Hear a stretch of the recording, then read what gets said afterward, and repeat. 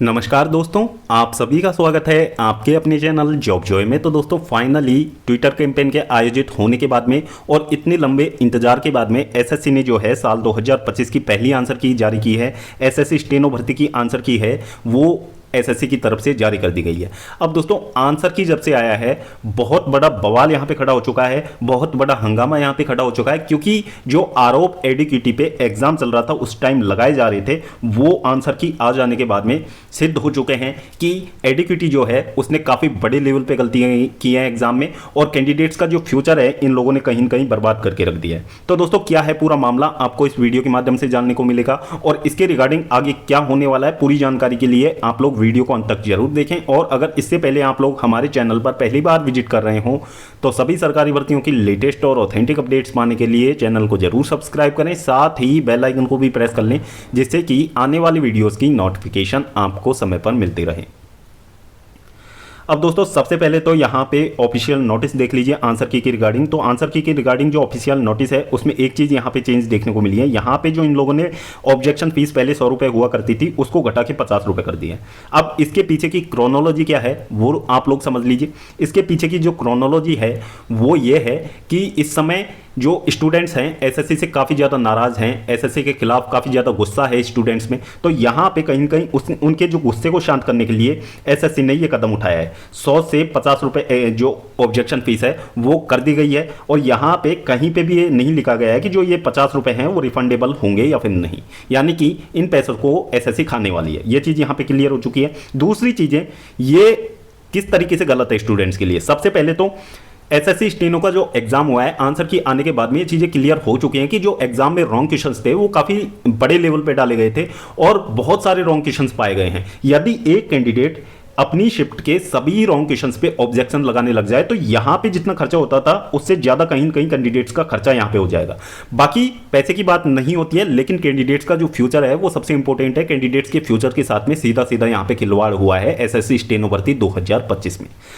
तो दोस्तों ये चीज़ें जो सिलेक्शन पोस्ट की एग्जाम हुई थी उसमें भी हुई थी और सिलेक्शन पोस्ट का जो एग्जाम 29 अगस्त को होना है उसके बाद में जब इसकी आंसर की निकल के सामने आएगी तो आप ये लोग लिख के ले लीजिए कि इतने ही बड़े लेवल पे आपको वहां पे भी गड़बड़ियां देखने को मिलेंगी, क्योंकि वहां पे इससे ज़्यादा शिफ्ट आयोजित करवाई गई हैं। तो ज़्यादा शिफ्ट होंगी तो उतनी ही बड़ी लेवल पर गड़बड़ियां देखने को मिलेंगी, उतने ही सारे क्वेश्चन यहाँ पे रॉन्ग देखने को मिलने वाले हैं। तो ये चीज़ें यहाँ पे हैं। अब पता नहीं एसएससी के क्या दिमाग में बैठी हुई है कि एसएससी इस कंपनी को बिल्कुल भी हटाना नहीं चाहती, इसी को एसएससी सीजीएल जैसे बड़े एग्जाम की जिम्मेदारी देना चाहती। पता नहीं इसके पीछे का क्या कारण है। अब यहां पे कुछ उदाहरण आप लोग देख लीजिए। इन लोगों ने सबसे पहली गलती तो क्या की है, स्टेनो के एग्जाम का जो सिलेबस होता है उसमें मैथ एक सब्जेक्ट नहीं होता है, लेकिन इन लोगों ने मैथ के क्वेश्चन यहां पे डाले हुए हैं। और क्वेश्चन तो डाले हुए हैं वो चीज ठीक है, चलो कैंडिडेट इसको सॉल्व भी कर लेगा क्योंकि बहुत ईजी क्वेश्चन है। लेकिन यहां पे आप लोग ऑप्शंस देखिए, ऑप्शंस यहां पे किस तरीके के दिए गए हैं,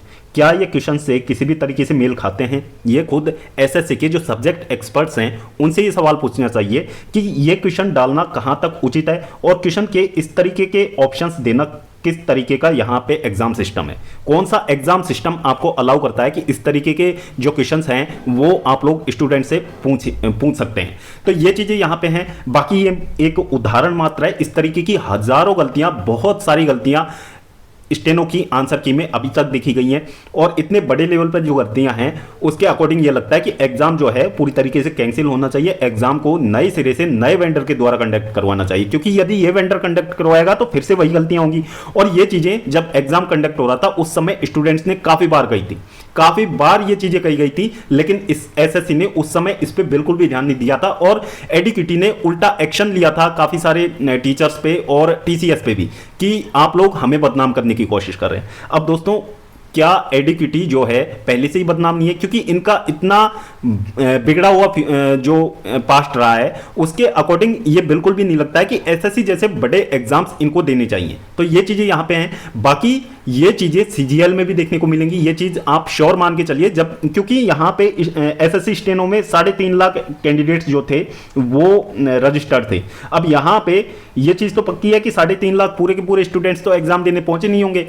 तो यहाँ पे इतने कम स्टूडेंट्स की एग्जाम कंडक्ट करवाने में आप जब इतने बड़े लेवल पे गलतियां करते हो तो सीजीएल के एग्जाम में आप ये मान के चलिए कि 20 लाख तो स्टूडेंट शामिल होने वाले हैं और उसमें शिफ्ट भी बहुत सारी आपकी होने वाली हैं। तो उसमें आप लोग किस तरीके से एग्जाम कंडक्ट करवाओगे, तो ये चीजें साफ तौर पे दिख रही है कि एसएससी सीजीएल का क्या होने वाला है। तो अब सबसे बड़ा सवाल ये है कि क्या एसएससी इतने बड़े लेवल पे गलतियों को देखते हुए भी वेंडर को हटाता है या फिर नहीं।